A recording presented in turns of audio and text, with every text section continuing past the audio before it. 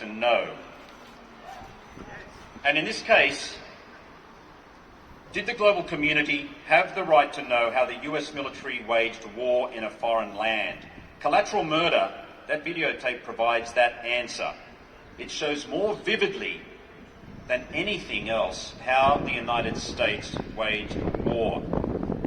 And that is why every Australian, including Prime Minister Scott Morrison and Foreign Minister Marise Payne, needs to watch that tape. Okay, it is graphic, it is distressing. Minimise it on the computer screen. Turn down the volume if you have to. Even just read the transcript. But every Australian needs to watch that tape if they want to truly understand what Julian's case is all about. You, Prime Minister Morrison, Foreign Minister Marise Payne, I implore you to watch that tape. That tape shows you what the war in Iraq was really like. It came from the air, and it came with commentary.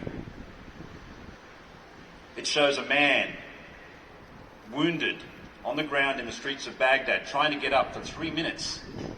It shows pilots. It shows them bantering about him. Come on, buddy, all you got to do is pick up a weapon. It shows them waiting to get permission to open fire on him.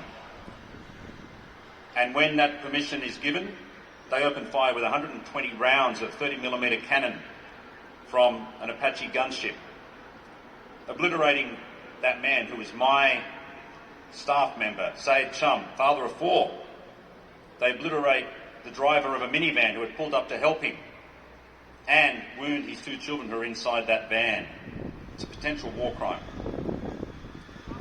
That's what Collateral Murder showed. That's why every Australian needs to watch that tape, because that's what Julian's case is all about, exposing what those in power don't want you to see. And in fact, the US military, I believe, was so embarrassed about that tape that they refused to give us that tape, despite us trying to get it for nearly 3 years through our lawyers in the United States. It was only when Chelsea Manning got the tape and leaked it to WikiLeaks that that tape was put into the public domain.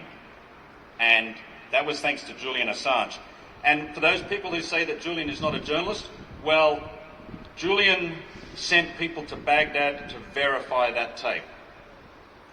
He sent 2 people to Baghdad, including Kristen Hutchinson, the current editor-in-chief of WikiLeaks, to Baghdad to track down the 2 children who were wounded in that minivan.